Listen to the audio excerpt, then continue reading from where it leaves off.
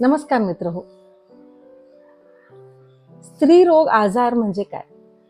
अशी अनेक प्रकारच्या आजारांची नावं आपल्या समोर येतात किंवा भरपूर स्त्रिया या आजारांशी पीडित असतात. आजारांची नावं आहेत पीसीओडी किंवा अंडाशयाचे त्रास किंवा पाळीची तक्रारी, भरपूर रक्तस्राव होणे, महिनोमहिना न थांबणे किंवा बिलकुल कमी रक्तस्राव होणे, बिलकुल कमी पिरियड्स येणे किंवा पाळी वेळेवर न येणे.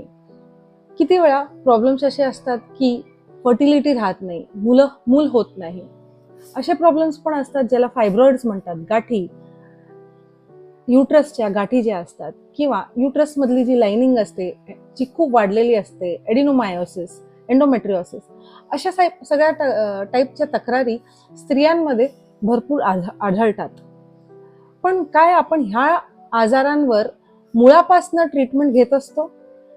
भरपूर स्त्रिया हॉर्मोनल टॅबलेट्स, हॉर्मोनल पिल्स किंवा क्युरेटिंग करून घेणे किंवा सर्जरीज करून घेणे ह्या प्रकारच्या ट्रीटमेंट्स अडॉप्ट करतात, तरी आजार मुळापासून कधी बरा होत नाही.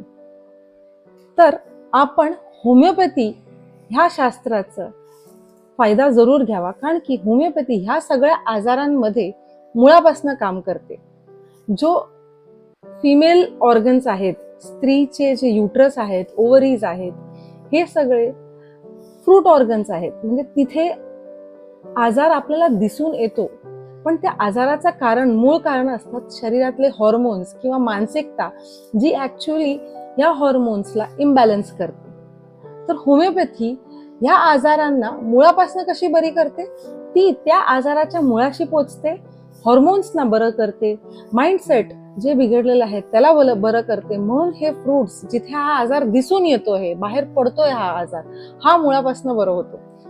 हा पुढे कधीही स्त्री रोग कुठल्याही प्रकारचे जे मी सांगितले त्याच्यामधले कुठल्याही प्रकारचा आजार जर असेल तर होमिओपॅथीशी जरूर मदत घ्या. आपल्याकडे खूप चांगल्या पद्धतीने होमिओपॅथिक ट्रीटमेंट्स होतात सगळ्या स्त्री आजारांवर. थँक्यू.